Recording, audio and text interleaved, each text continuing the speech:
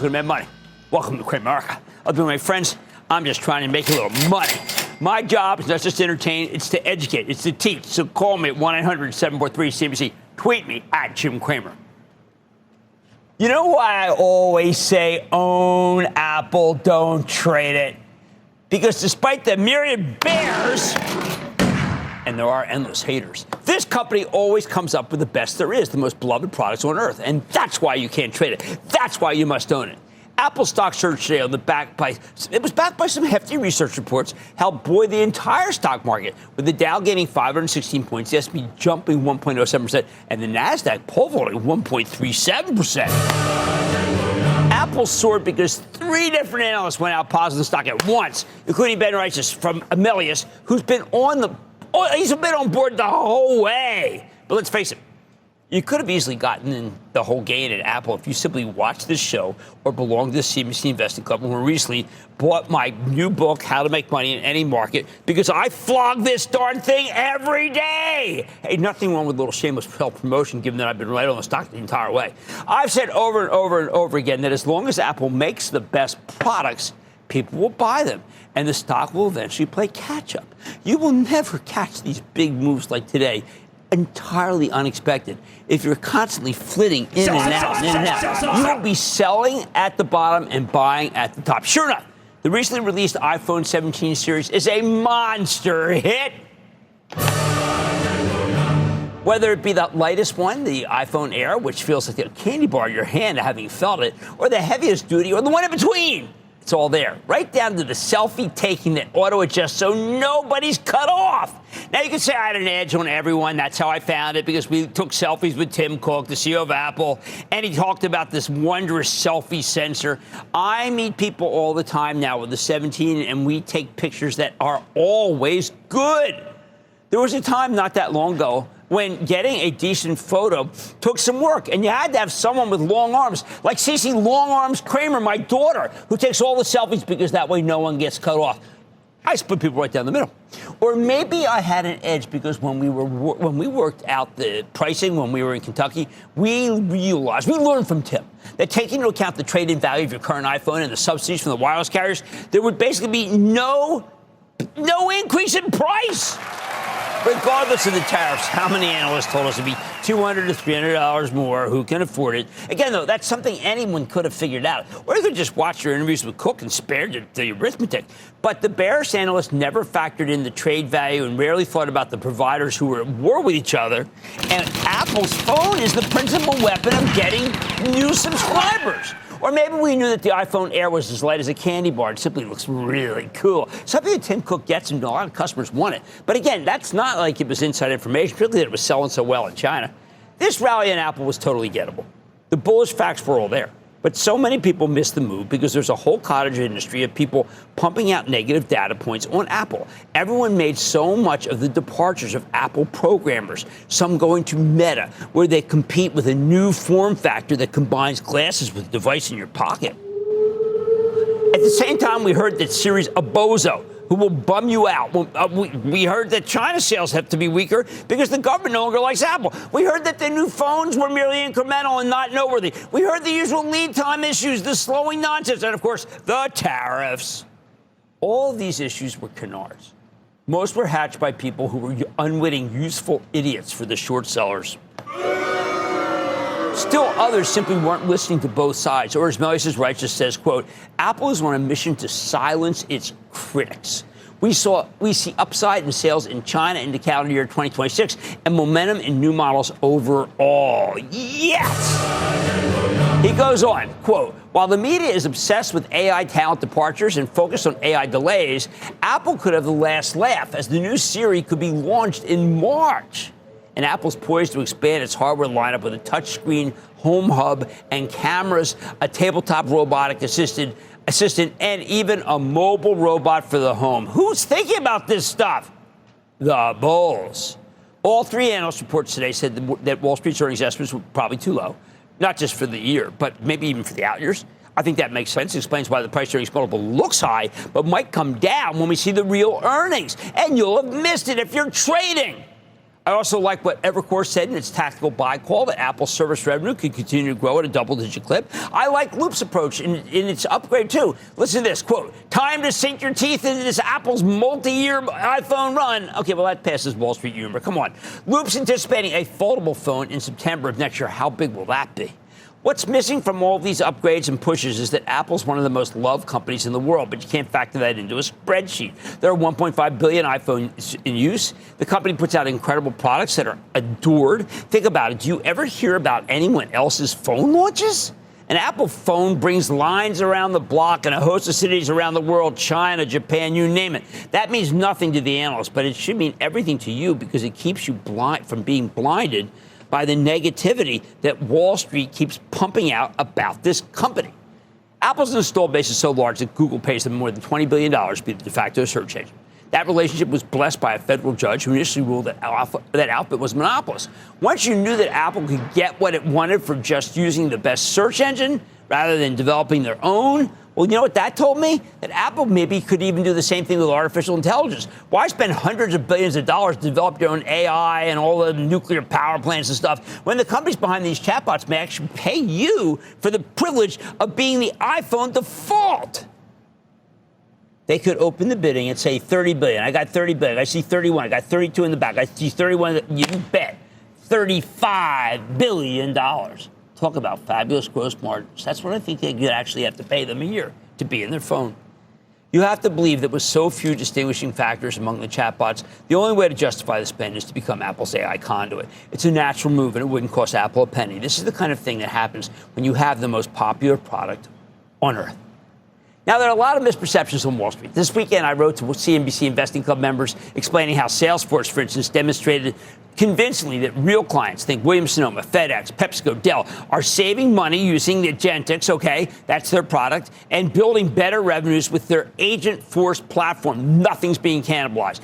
Amazon, despite its painful web services outage today, may actually be reaching a bottom, and that's what it means when your stock goes up on bad news like Amazon did today.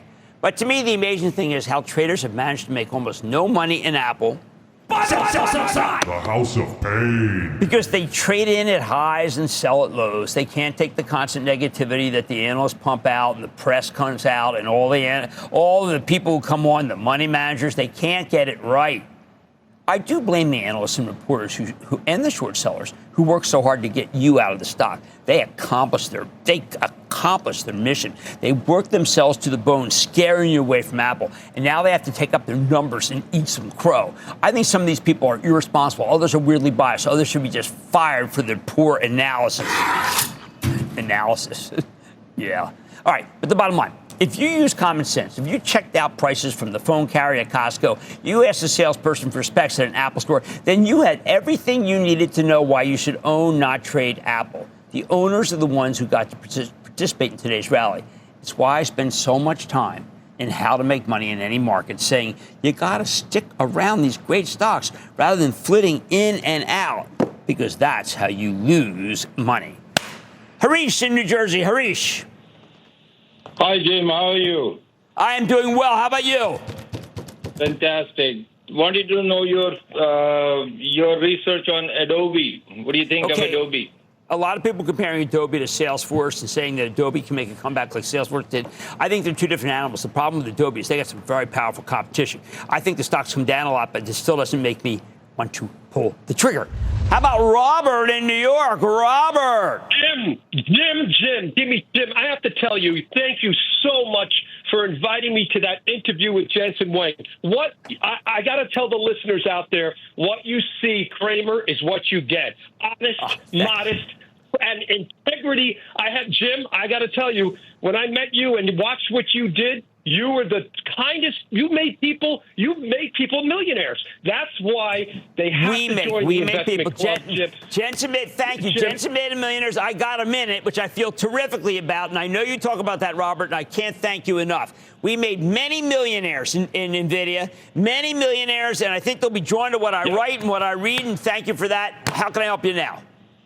Jim, let's talk about a company that has been struggling lately amid rising operation costs and competition. Their earnings are due out in November, and I think this report will be positive because of the increased attendance in the theme parks. You got to own this stock before the earnings report. It's going higher, in my opinion, but I need your blessing. It's got good management changes. Disney. Okay, I think at this level, Robert, it's good. I do speak a lot with Jeff Marks about it. I expressed some displeasure today saying, oh, my God, it's still at 111. I thought it should be at 120. I think it gets to 120. At 120, we're going to have to reconfigure and rethink. Thank you for what you said about making people millionaires. We change lives. I'm looking at Regina Gilgan, my executive producer, and she and I talk about this all the time. We change lives. That's what this show does, and I'm very proud of it. All right, if you use common sense, then it would be easy to own Apple through all the negativity. And the owners of Apple that were able to participate in today's rally were not the traders. They were the owners. I'm in money tonight. Earnings tend to be a negative catalyst for the stock of America's best, but after reporting last week, Wall Street actually liked this report, sending shares higher. So could this momentum continue? I'm breaking down the quarter and giving you my take. And investors have turned to gold as a flight to safety, with U.S. Treasury standing in the shadow. So what do you make of this safe haven dichotomy? I'm going off the charts to find out. And Ulta has spent much of the last few years in the doghouse. But now that the thesis is starting to look a little prettier, I'm digging into how the company got back on track. So stay with Cramer.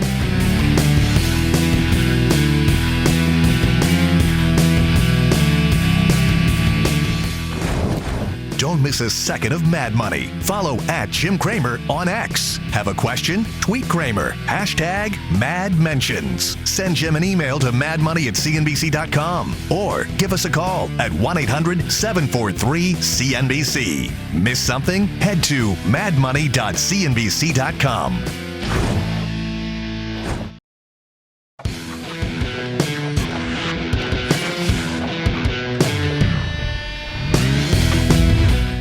Typically, whenever American Express reports earnings, the stock tends to sell off. I always tell you that, even if the numbers are excellent. Wall Street finds a reason to dislike it. That's why I say, listen, you got to wait to buy the stock on post-earnings weakness, and usually these are great buying opportunities. When the company reported in July, for example, the stock plunged from 315 to 302, just like that, over the next 2 days. That's when I told you to buy the dip, and I hope you did, because American Express is now at just under 350. This time, though, something very different happened.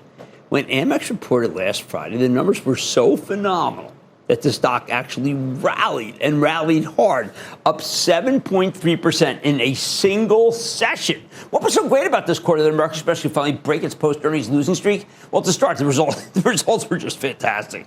The company's billed business, meaning total cardholder spending, was up 9% year over year, coming in much better than expected. Total revenue was up 11%, also much better than expected. They earned $4.14 per share. Wall Street was only looking for $4. Even that was 19% growth, by the way. Really incredible.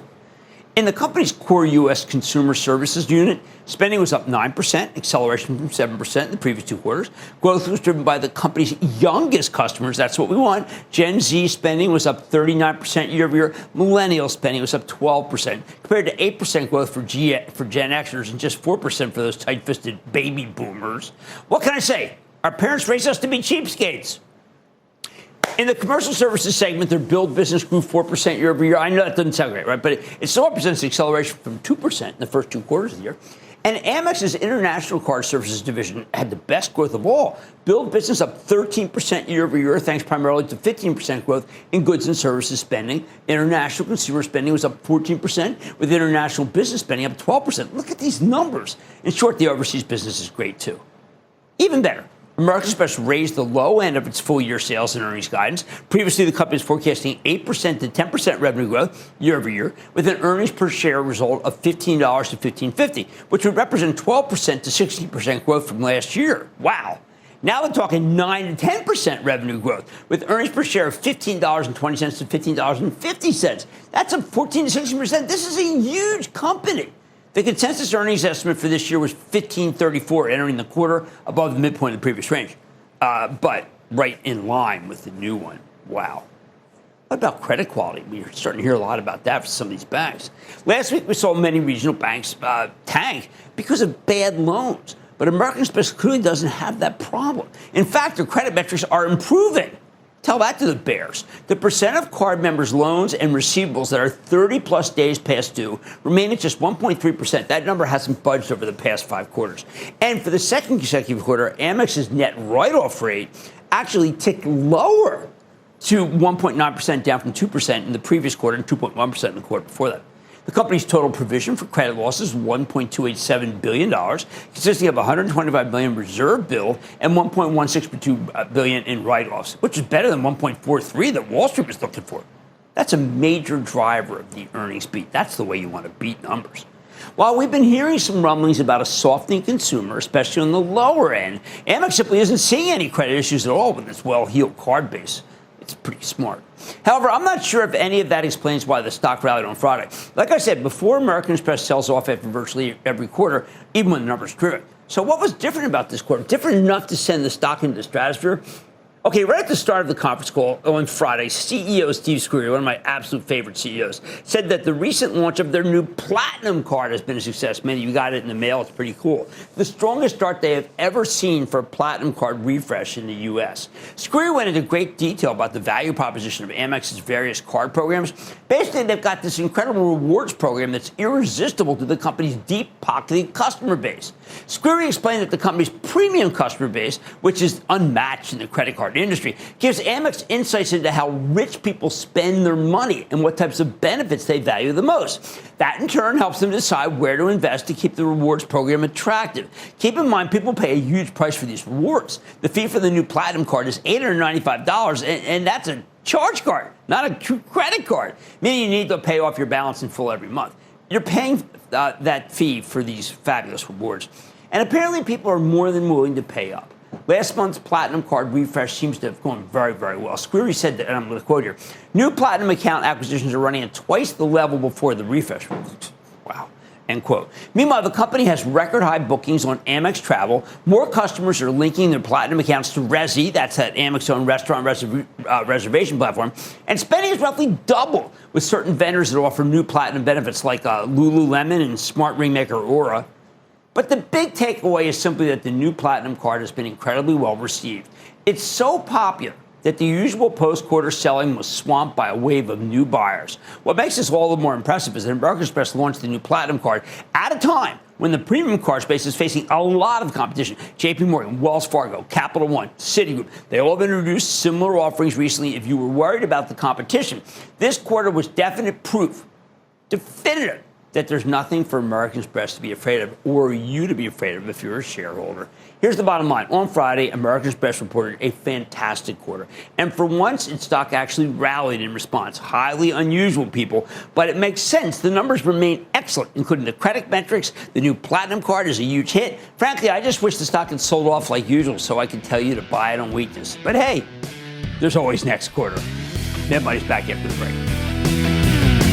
Coming up, following today's major gains, Cramer's going off the charts and looking past the speculation, seeing where investors looking for safety are putting their money. Next.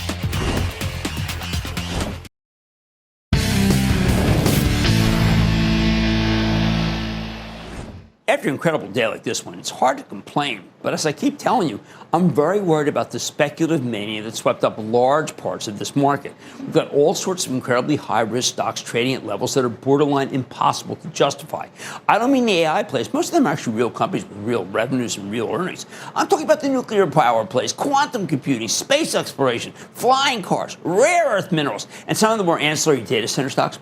I was gratified at last to see some profit-taking in these companies, many of which remind me of the year 2000 and that flotsam and jetsam that hurt so many people. In fact, there's something downright bizarre about this market's perception of risk. During the last speculative mania, which is in 2020 and 2021, when all sorts of momentum stocks were buoyed by the government's COVID-era cash handouts, investors also rushed to buy U.S. Treasuries. At the same time, they pretty much ignored gold. These are two classic places to put your money when you're worried about the future. Back then, people who were worried, they went all in Treasuries. This time, though, Treasury yields have been coming down to while the price of gold has skyrocketed. Even people searching for safety want to do something, want to do it by investing in a boom and bust commodity. I thought it was because the Chinese are doing it. I'm sticking by that. But let's just look into it like this. What does it mean for the market? To answer that question, we got to go off the charts. And to do that, we need the help of Carly Garner. She's a brilliant technician who is a senior commodity strategist and broker at DeCarly Trading.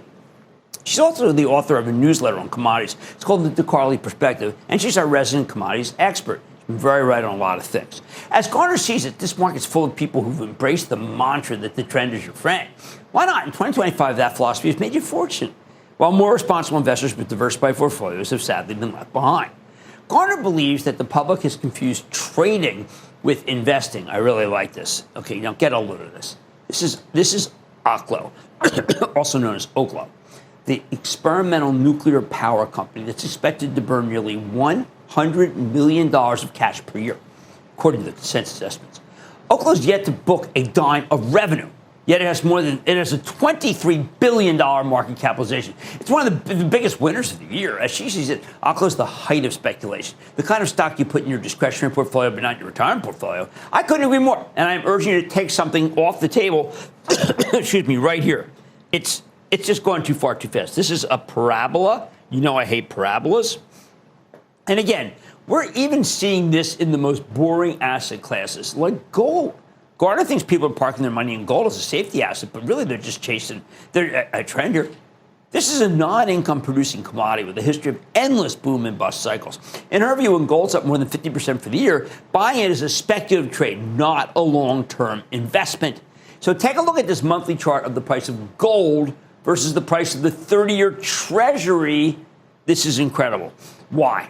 While the speculative stocks are flying, more cautious investors have been making a panic rush to safety. Garner says we've seen this before. So you see gold, spec, okay? Treasuries, down this way. In 2020, the world was reeling from a global pandemic. Investors of all types were gobbling up U.S. Treasuries as quickly as they could.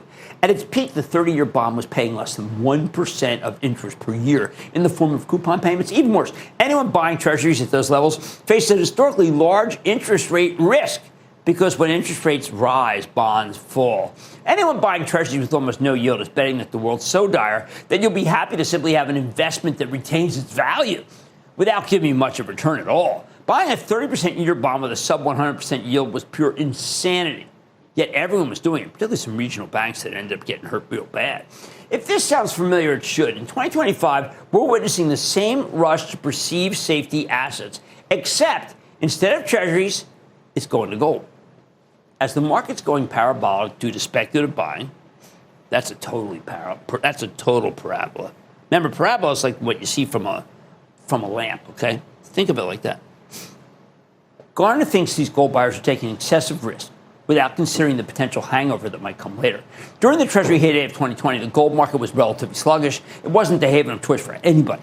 Now, though, gold feels like the only haven, even though the 30-year bond is paying roughly 4.5% as opposed to what we were getting back here when you look at COVID. I know that 4.5 sounds like a waste of time in a world where assets are appreciating by 25 to 50% regularly, but those massive returns are unlikely to last forever. If speculative stocks start getting hammered by, say, a wave of insider selling, which you know I think is coming, you better believe that Treasuries will come back in style. There's a reason that the 10-year has been roaring of late with its yield coming down below 4%. I want you to take a look at the monthly chart of the 10-year. Over the last 25 years of Treasury futures trading, Garner points out that the 10-year note, the futures, have kind of found this level at 117. 117 tend to be a meaningful pivot. The market behaves bearish below this price and bullish above it. Future yields are complicated due to the basket of deliverable securities, but this equates to a yield of roughly 3.5%. I'm sorry, 3.25. This is the 17 right there. Another way to look at this 3.25%, it's going to act as a magnet. And if yields fall below that level and Treasury prices might rebound, taking yields still lower, if fundamentals are dire enough, Garner thinks we might even see a round trip to the top of the trading range, which would be 130. In short, with the benchmark 10-year rate currently at just under 4%, Garner says a move to 3.25 appears quite likely now, and a run down to the 2 to 1.5% level is a real possibility. I don't know anyone thinking like this. After all, the relative strength index, an important momentum indicator, is trending higher for Treasuries with plenty of room to run, and as Treasury prices go up, the yields come down. This is the RSI, plenty of room to run, absolutely. Let me give you one more chart. Okay, this is the weekly chart of the 10-year. with the Commodity Futures Trading Commission's weekly COT, the Commitment of Traders report, down at the bottom. I'll explain the key line. Don't worry. This report shows you how various types of investors are positioned in the futures market. Small speculators are home gamers. Large speculators are money managers, and commercial hedgers that people really know. They are the companies that naturally deal with the product in question. When it comes to treasuries, we're talking financial institutions. Gardner likes to look at the green line, the Commitment of Traders data for large. Here you go. This is for the large speculators. She points out that in late 2018, before the big treasury rush, future speculators were holding the largest net bearish position on record at the time. They were net short 680,000 futures contracts. Shortly after that position began unwinding until it was completely offset at the COVID-induced panic highs. That's a monster move. Right now, Gardner notes that large speculators are net short by an even larger margin. Larger margin. I mean, this is going to be amazing. But those short positions will eventually need to be unwound.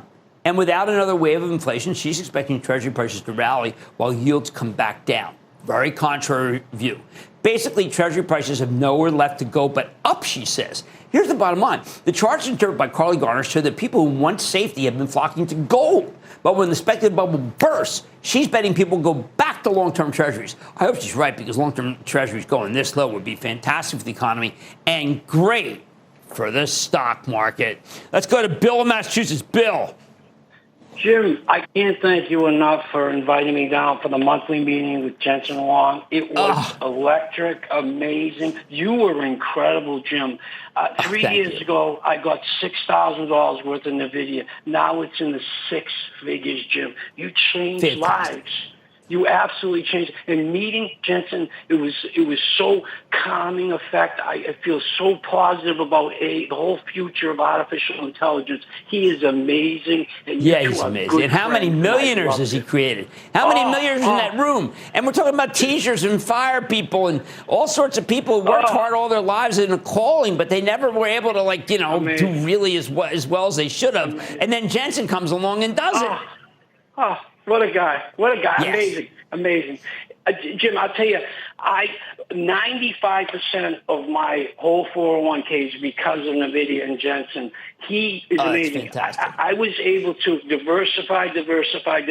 Okay, so what have you been buying, Bill? Let's go over that. I bought a whole bunch of Goldman Sachs because oh my God, that is so right. Goldman Sachs is so cheap, and David Solomon's doing such a good job.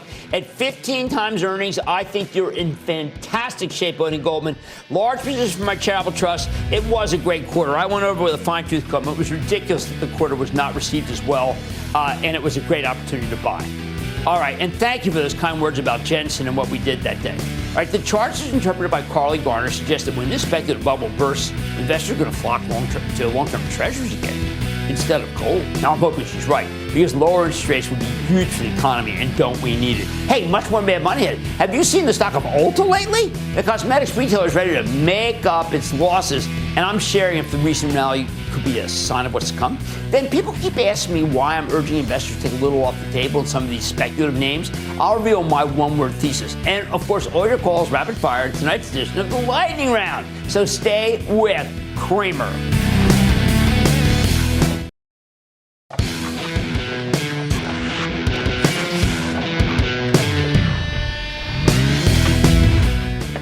I'm always searching for stocks that can escape the gravitational pull of their sectors.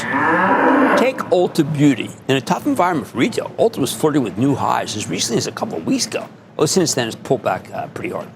This is the largest beauty retailer in the country with a network of 1,400 stores that's double as salons.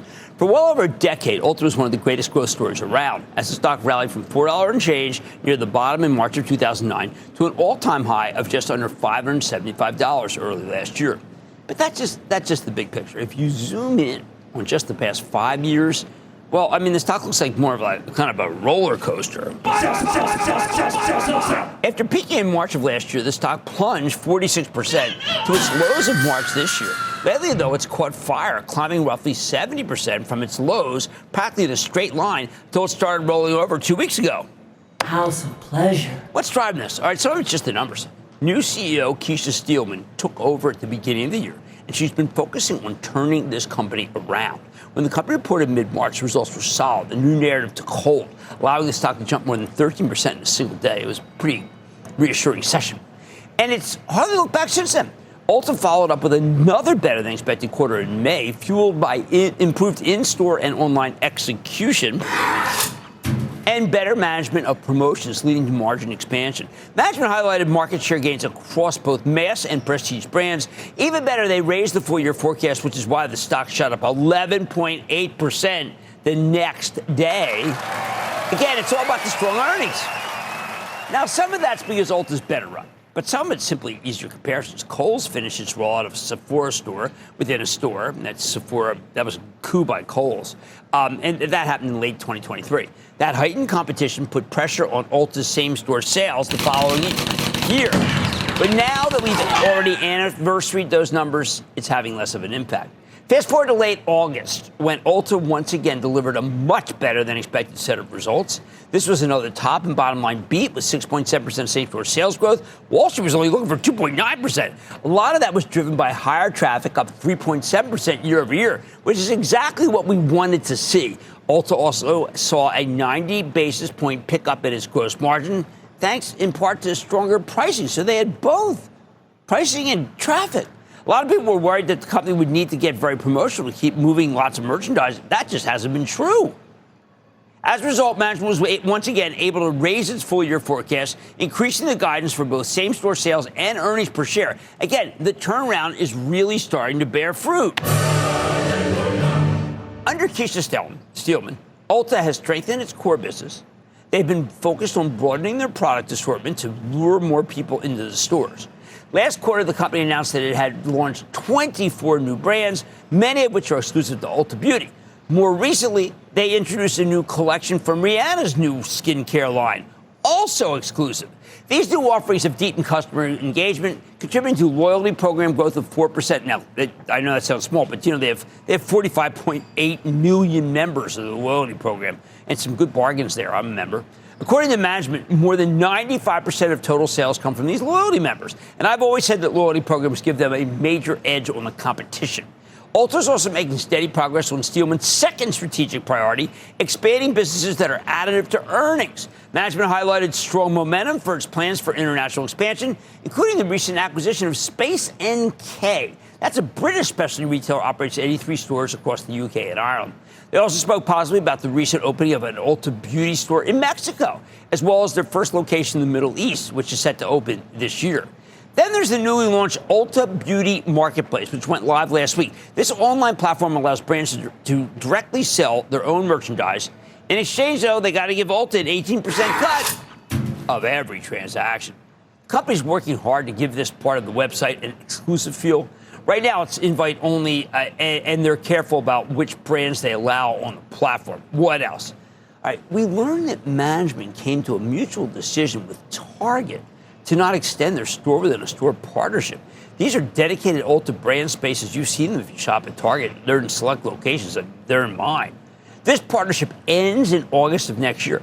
And while that might sound like a negative for Ulta, management noted that the royalties earned from this partnership were ultimately well below 1% of net sales. That's pitiful. No wonder they went out. Plus, while the Target store within a store location certainly expanded Ulta's reach, there was a lot of concern that they were cannibalizing their own business. Needless to say, Ulta makes a lot more money when you buy merchandise from their own stores, not from Target. Analysts at Canaccord estimate that roughly 19% of Ulta stores were likely in the same shopping center as these Targets. 32% were within 1 mile. That's a brutal overlap. And that's why Canaccord actually believes Ulta could actually see a boost once their partnership with Target expires. Because so many people can just walk down the street from Target to find a real Ulta location. I thought that was such a good idea. And at the same time, when Ulta last reported at the end of August, they gave some positive commentary on the state of the economy. While management noted that consumers, quote, continue to prudently manage their day-to-day spending, end quote, and are cognizant of higher prices caused by tariffs, those same customers seem to be, quote, prioritizing their beauty regimens. As management sees it, despite the ongoing macroeconomic uncertainty, they believe that beauty and wellness, quote, offer a unique sense of comfort and escape, which is why they ultimately expect that will help the category stay resilient. And that's why Ulta stock's been flying, even though the stock's pulled back recently alongside the rest of the market. The bottom line here is that I think new CEO Keisha Steelman has her arms around the situation, and I don't blame anybody who wants to buy some Ulta stock, given the sharp pullback we've seen this month. Buy. And I gotta go. Tell you, I'm with these people. It sounds like a terrific story. Mad Money's back in for the break.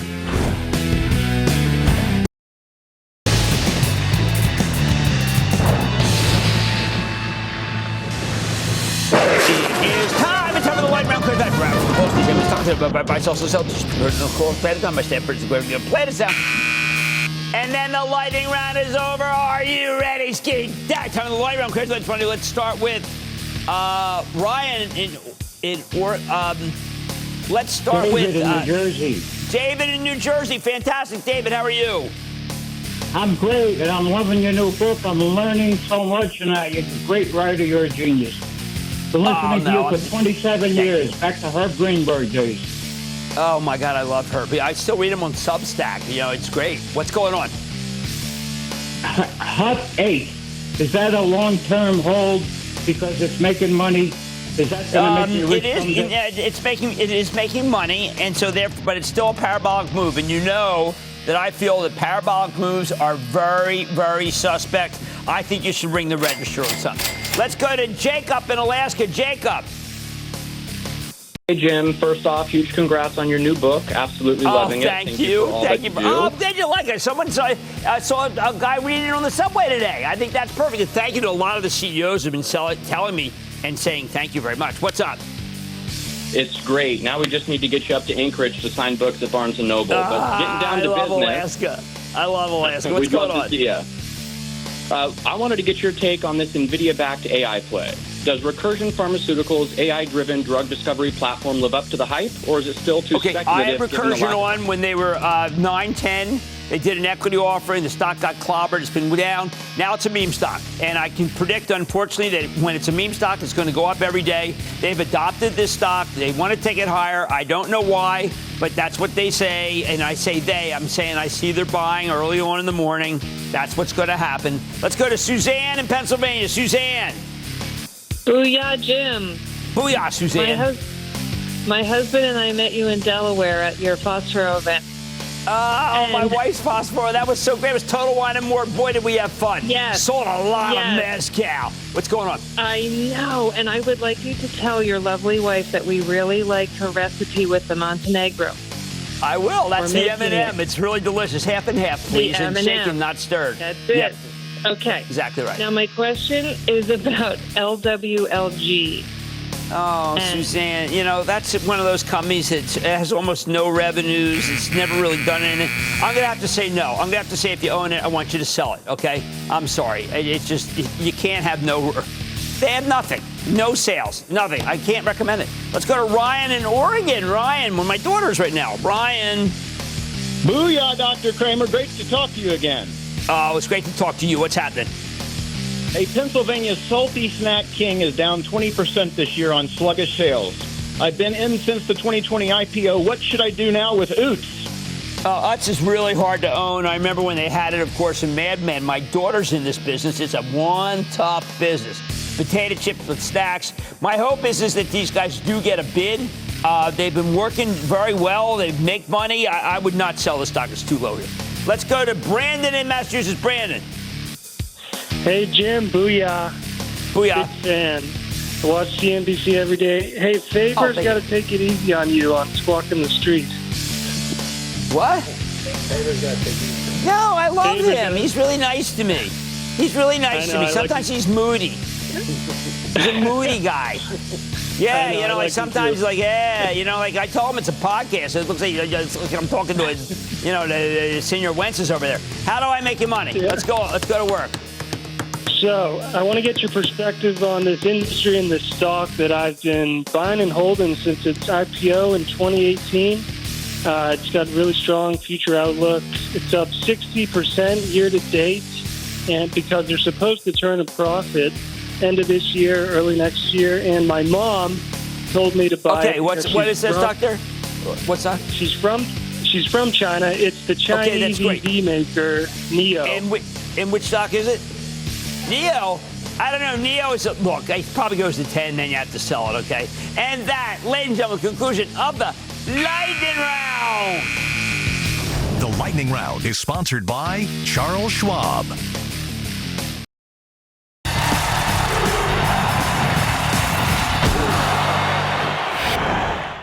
People keep asking me, why am I always urging traders to take profits in all these hyper-speculative stocks? The ones that have had parabolic moves. The answer is simple. I lived through and traded through the year 2000, that great peak to the 1990s bull market and the end of the dot-com bonanza. While I think most of this market is fairly priced on an earnings basis, there's a cohort of speculative stocks connected to nuclear power, rare earths, quantum computing, crypto mining, and some tangential data center applications. These stocks, they've gone up way too much. Yet the buyers never quit. You see them start buying at 4 a.m., taking stocks up, even though there's little in the way of earnings or even sales. The most overvalued stock since the e-commerce plays in the spring of 2000. Again, I lived through that. I'm telling you this. Why can't I just be happy with these gains that people have? Because they don't have gains yet. I always say I'm happy when people make money, but critically, you haven't actually made any money until you take something off the table. Most of you who own these speculative names haven't done much profit taking at all, if any. So you haven't made any real money. You just think you have and say you have. On top of that, I lived and traded through the dot-com bust that was started in March of 2000 and saw things I never could believe could happen again, but they are. Back then, you were still making decent money owning companies that have long since disappeared, the ones that flew way too high to the sun. Now, I've been flogging them endlessly that winter is a great way to make quick money. A whole bunch of those dot-coms looked exactly like today's companies that claimed to have rare earths that could revolutionize nuclear power. The insiders were dreamers. They believed until the lockup expiration, and then they were allowed to... And they didn't believe that much, at which point the insiders rang the register en masse. In March 2000, though, the selling got incredibly thick because these stocks had made one last move higher and the lockups were all expiring. You could tell that the ball game was over as the lockups came off one after another. I wrote a piece in the middle of that month for TheStreet.com saying I was selling everything, and going short many of these stocks or into bonds. I never went into bonds my whole career before them. But I could see the writing was on the wall for the dot-coms. I wanted to get out. At the time, I wasn't on TV regularly. I was just running my hedge fund and writing for real money, the paid side of TheStreet.com. So unless you were a subscriber, you didn't know that I gotten extremely bearish on the dot-coms. The speed at which I switched directions infuriated people, just drove them crazy. How could I change on a dime like that? But I have been bullish for the better part of a decade. I tried to explain to people that the stocks themselves were up multiple 100%, including in the time since I last said to buy them. But they never forgave me for that sell call, even though it was one of the best calls of my career. But the buyers didn't want to hear it. Fast forward a year later when the dot-coms were obliterated, tatters, and anyone who stuck around had seen their gains completely be eviscerated. Wherever I went, I heard people said I led them astray. That the same stocks I was recommending were the ones that I was selling. That's completely wrong. You can look at my trading sheets. It confirmed exactly what I was writing, but it didn't matter. I wasn't saying the sell call loud enough. That's the way I interpret it. This time, most of the stocks that have rallied are ones that with little hope of having profits before the money runs out. They'll have to do underwriting or pay for the mines or the research and development or the clients. So they'll be offering billions and billions of dollars worth of stock to get there. So I want you to know that I said to take profits in these speculative names before all that happens. When the insider selling and corporate selling begins en masse, don't say I didn't warn you. I like to say there's always a bull market somewhere. I promise I'll find it just for you right here on Mad Money. I'm Jim Cramer. I'll see you tomorrow. All opinions expressed by Jim Cramer on this podcast are solely Cramer's opinions and do not reflect the opinions of CNBC, NBC Universal, or their parent company or affiliates, and may have been previously disseminated by Cramer on television, radio, internet, or another medium. You should not treat any opinion expressed by Jim Cramer as a specific inducement to make a particular investment or follow a particular strategy, but only as an expression of his opinion. Cramer's opinions are based upon information he considers reliable, but neither CNBC nor its affiliates and or subsidiaries warrant its completeness or accuracy, and it should not be relied upon as such. To view the full Mad Money disclaimer, please visit cnbc.com/Mad Money disclaimer.